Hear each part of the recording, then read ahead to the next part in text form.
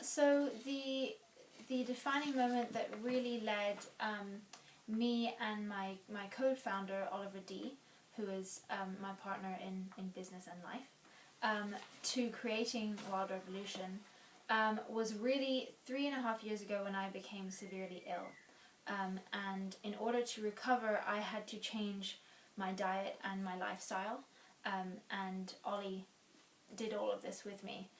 And we soon started to realize that if you really wanted to be healthy, there was not very much on the market. If you were really conscious about the environment, again, your choices of products was somewhat limited.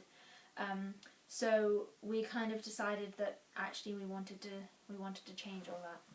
Well, we hope to create big change, really big positive change, and part of doing that is by building a community around Wild Revolution. So a community of people that believe the same things, believe in the power of good food, believe in being good to the environment and respecting the environment, and believe strongly in the connection that we all have with each other and being kind to each other.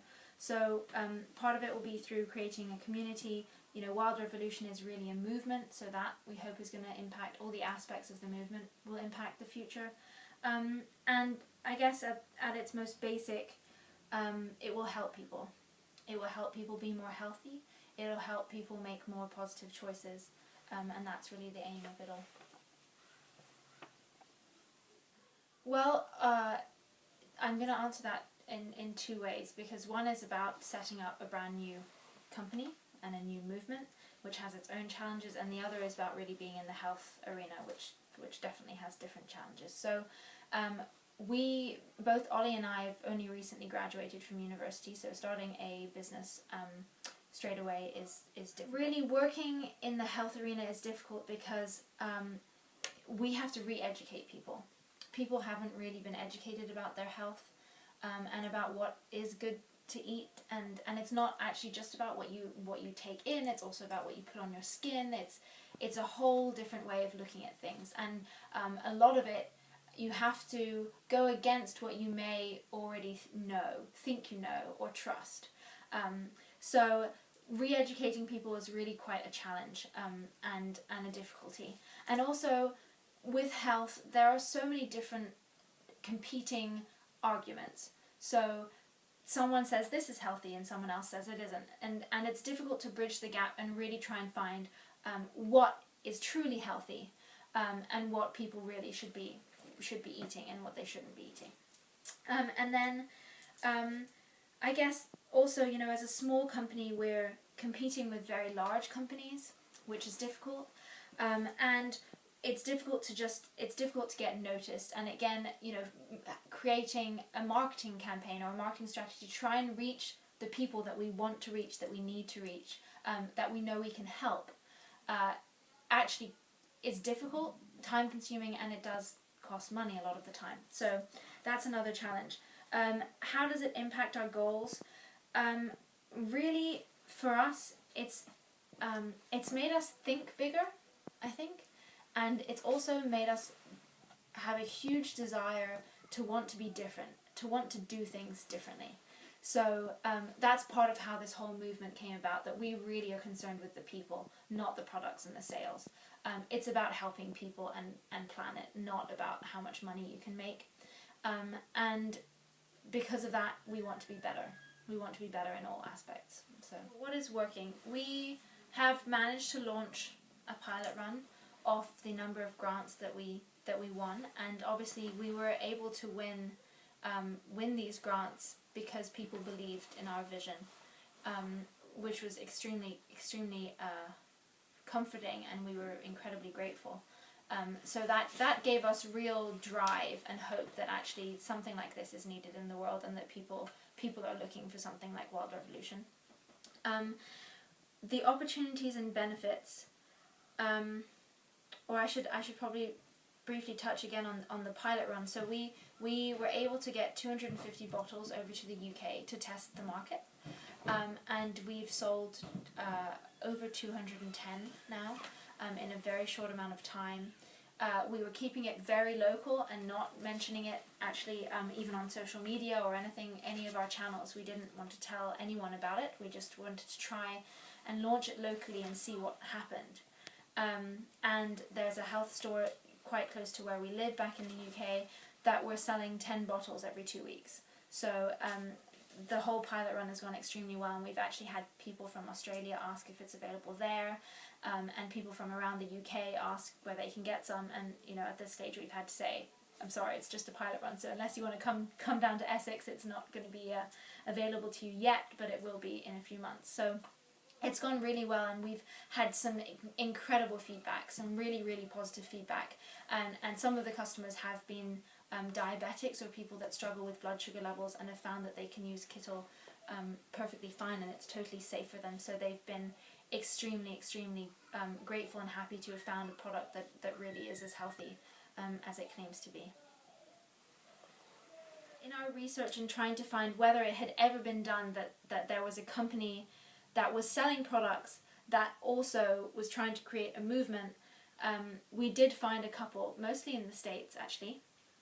One of them is Kind Snacks, who create, they create relatively healthy food, and they are creating a movement that's all around kind, about being kind. And so they have a hashtag on Twitter, and if someone has done something kind to you, or if you're doing something kind to them, you can take a picture and you hashtag, it spreads, they're trying to spread kindness in a number of ways that fit with their philosophy.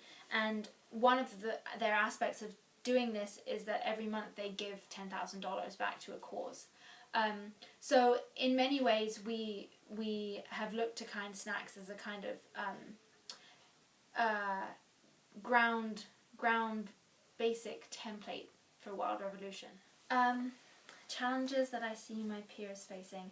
I think Ollie and I see our peers and the younger generation facing these challenges, and that is that we live in a world that is essentially run by big business still, and that needs to change. And what many people don't realize is that actually as consumers we have a lot of power, and it's important for us to take hold of that power and make something of it. And so, I think they'll still face the challenge of many health companies will still be selling food that isn't actually really healthy. And that, in many ways that's because of financial reasons, because of things being cheaper and wanting to make more of a profit, and it's for power and all these different reasons that mean that actually they don't have the consumer they don't have the consumer's best interests at heart. And for us, that's where we want to be different, but I still see that it's going to take time for many companies to start following that kind of a belief and start doing things differently. So I think they'll face those challenges. I still think we're going to have an environmental problem on our hands because we're not doing things quickly enough. Our governments are not doing things quickly enough. And again, part of what we want to educate people on is actually saying, you're one person, but that means a lot.